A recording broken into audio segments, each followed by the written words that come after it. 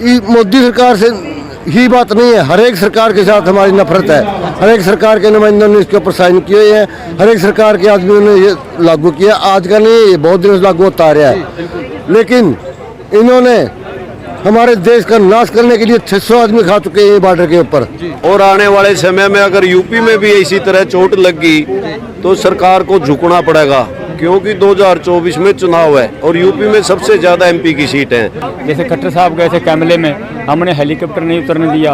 अब जो भी बीजेपी का वर्कर है, जहाँ मुलाजिम है, कोई भी कहीं भी वो मीटिंग करते हैं तो वो किसान विरोध करते हैं, उनकी मीटिंग में नहीं होने दे रहे। इनको झटका बहुत ज़्यादा लग रहा है, पर ये ढीठ सरकार है जो मानने वाली नहीं है, इतनी जल्दी मानेगी जरूर, पर अड़ियल घोड़ा जो है चाबुक से मानता है। राम राम ताऊ। राम राम भाई। कहाँ से आए आप लोग? हम हरियाणा से हैं भाई। अच्छा, हरियाणा कौन सा डिस्ट्रिक्ट से? करनाल जिला जी। अच्छा, करनाल से। आपको क्या लगता है कि शांतिपूर्ण तरीके से ये किसान बिल वापस हो जाएगा? हाँ, किसान तो शांतिपूर्ण आंदोलन 8 महीने से चला रखे हैं, शांतिपूर्ण उससे। ये तो आगे सरकारें ने देखना है भाई, इसको शांतिपूर्ण तरीके से मानेंगे या दूसरे तरीके से मानेंगे, क्योंकि इतने तीनों बिल वापस नहीं होंगे और एमएसपी का गारंटी का कानून नहीं बनेगा, इतने थोड़ी हमारा आंदोलन चलता रहेगा। और शांतिपूर्ण आंदोलन चला हुआ पहले दिन से, आगे भी शांतिपूर्ण आंदोलन चलेगा। जैसा कि आपने देखा कि आज़ादी भी शांति से नहीं मिली है, उसमें भी बलिदान देना पड़ा है। राजगुरु भगत सिंह, बहुत सारे ऐसे वीर नौजवानों ने दिया। तो आपको लगता है इस किसान आंदोलन में ऐसा कुछ होगा कि शांति से इसका हल कुछ निकलेगा? देखो, पहले भी जब ये हमने सुनी अपने बुजुर्गों से, जब पहले भी देश आज़ाद कराया था तो मध्य प्रदेश यूपी से कितने किसानों के बलिदान दिया था। तो यहाँ से मतलब अंग्रेजों को भगाया था अपने देश से, वहाँ किसान का बेटा था, मजदूर का बेटा था। और ये जो नेता लोग थे, इनका कोई आदमी नहीं था वहाँ से।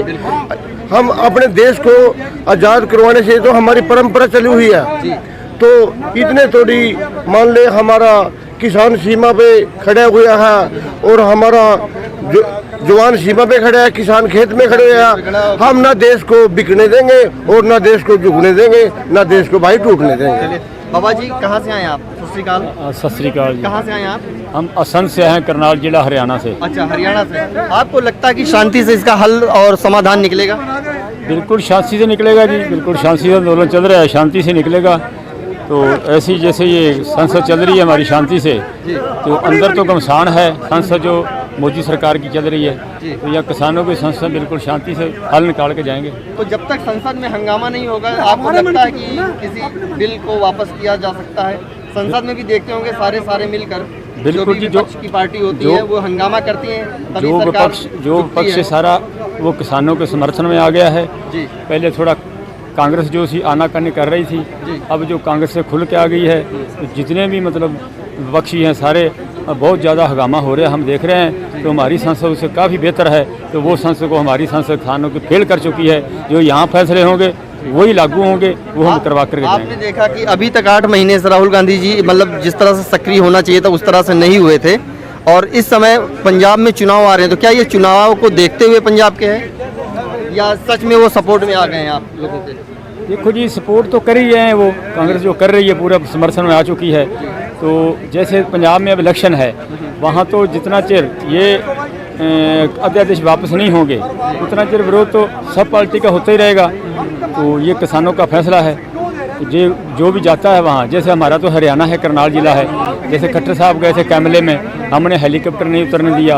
अब जो भी बीजेपी का वर्कर है, जहाँ मुलाजिम है, कोई भी कहीं भी वो मीटिंग करते हैं तो वो किसान विरोध करते हैं, उनकी मीटिंग में नहीं होने दे रहे। इनको झटका बहुत ज़्यादा लग रहा है, पर ये ढीठ सरकार है जो मानने वाली नहीं है, इतनी जल्दी मानेगी जरूर, पर अड़ियल घोड़ा जो है चाबुक से मानता है। इनको चाबुक लगेगा तो ये मानेंगे, तो मानने वाले। क्या ये चाबुक उत्तर प्रदेश के आने वाले चुनाव में लगेगा? हाँ बिल्कुल बिल्कुल। उत्तर प्रदेश के 5 को मीटिंग है, जो सितंबर 5 को आगे 8-9 में मीटिंग है, उसमें फैसला हो जाएगा। तो इनको वहाँ बढ़ने भी नहीं देंगे किसान।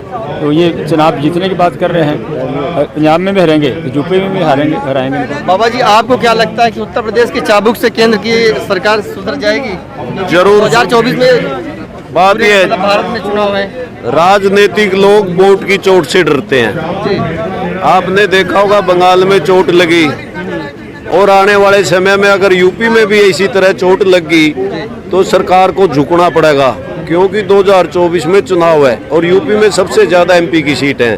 अगर वहाँ बीजेपी हार जाती है तो वहाँ बहुत बड़ा चाबुक लगेगा और इनको जो घमंड है मोदी जी को और अमित शाह को, ये घमंड चूर चूर हो जाएगा। और पंजाब में भी हारेगी, उत्तराखंड में भी हारेगी और गोवा में भी हारेगी। हाँ, ये सरकार के दिमाग में एक ही बात है भाई, ये तो कुछ यूपी के, हरियाणा के, पंजाब के लोग हैं, लेकिन आज ये आंदोलन हिंदुस्तान के हर कोने में पहुंच चुका है। मेरा मोदी जी से ये अनुरोध है भाई, अपना घमंड और अहंकार त्याग कर जो ये 3 काले कानून हैं इनको वापस ले लो। अगर आपने लागू करने हैं इनमें दोबारा किसानों से बातचीत करके इसको आप लागू कर सकते हैं, ताकि देश का किसान का भी भला हो और इस देश का भी भला हो। क्योंकि आपने जो वादे किए थे भाई, किसान को 2022 में मैं दुगुनी आमदन कर दूंगा, अगर ये तीनों काले कानून हो गए तो किसान की दुगुनी तो क्या, किसान रोटी खाने लायक भी नहीं रहेगा जो दूसरों का पेट भरता था, क्योंकि इस पर कॉर्पोरेट जगत का कब्जा हो जाएगा। हमें ये डर है। बाबा जी, आपको क्या लगता है कि बिल अगर वापस ले लेगी सरकार तो दोबारा से आप भाजपा को जिताएंगे या आप भाजपा को फिर हराएंगे? देखो जी, ये तो किसान के ऊपर डिपेंड है क्या बनता है। अच्छा। टाइम बहुत पड़ेगा अभी इलेक्शन के अंदर। नहीं, अगर हम बिल तो- वापस ले लेते हैं तो आपको क्या लगता है कि आप दोबारा सपोर्ट करेंगे उनको या उन्होंने नहीं? बहुत परेशान कर दिए भाई, अच्छा, परेशान इतने कर दिए, जितने हम परेशान करे हैं इतने ही परेशान करके कुछ ले सकते हैं, नहीं अदरवाइज ऐसे वोट नहीं मिलेगा इनको। अच्छा, तो मतलब आगे सपोर्ट बाकी रही बात पहली कलम, पहली कलम, पहली कलम, इस पहली कलम ने मारे हम तो। पहली कलम से किसान का कर्जा माफ किया जाएगा, पहली कलम से SYL नहर दी जाएगी, पहली कलम से गरीबी को खत्म किया जाएगा। लेकिन इन्होंने क्या किया, पहली कलम से गरीबी नहीं, गरीब को ही खत्म करने के लिए जा रहे हैं ये। तो तभी तो अमेरिका बनेगा ना भारत देश, जब गरीब खत्म होगा। हाँ, ये बंदर है जो हमारी सरकार है आज, जो मोदी सरकार है, सरकार नहीं है क्योंकि ये। अमेरिका में गरीब नहीं है ना, तो अगर हिंदुस्तान को अमेरिका अमेरिका इतनी भूखमरी है कहाँ पर? अमेरिका के अंदर तो बड़े बड़े कॉर्पोरेट बैठे हैं, गरीब आदमी तो वहाँ पर मरने लग रहा है, गरीब आदमी को मार देते हैं वो। उसी तरह गरीबी है भी कोई नहीं। जो नकलती है ये बाहर के जो समझ आता है वहाँ से नकल मार लेता है।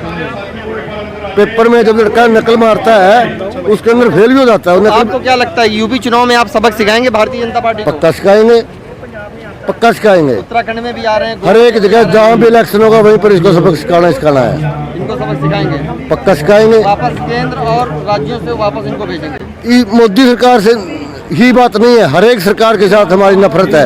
हर एक सरकार के नुमाइंदों ने इसके ऊपर साइन किए हैं, हर एक सरकार के आदमियों ने ये लागू किया। आज का नहीं, ये बहुत दिनों से लागू होता आ रहा है। लेकिन इन्होंने हमारे देश का नाश करने के लिए 600 आदमी खा चुके हैं बॉर्डर के ऊपर, 600 किसान। आज तक मोदी की आंखों में पानी नहीं आया है। किसी के अडानी अबानी का पोता है, मोदी वहाँ जाता है उसकी खुशी मनाने के लिए, उसको सुगुन देने के लिए। एक किसान के लिए आंसू बहाने बॉर्डर के ऊपर नहीं जाता, यहाँ से 30 किलोमीटर है। तो ये बुरा नहीं लगता कि अडानी के पोते को खिलाने के लिए जाते हैं और किसान यहाँ 8 महीने से बैठे हैं, उनके पास नहीं आते हैं? हमें बहुत बुरा लगता है ये। किसी का नुकसान हो जाता है, मक्का एड कैंट तो हम सभी जाते हैं, खुशी में जा जाए ना जा जाए वो कोई बड़ी बात नहीं है। सुगुन देना जाए जाए ना जाया जाए वो बड़ी कोई बात नहीं है। लेकिन गमी के अंदर तो हर एक आदमी अपना उसको सहमत करने के लिए जाना चाहिए। चलिए, बहुत बहुत शुक्रिया, बहुत बहुत धन्यवाद हमसे बात करने के लिए।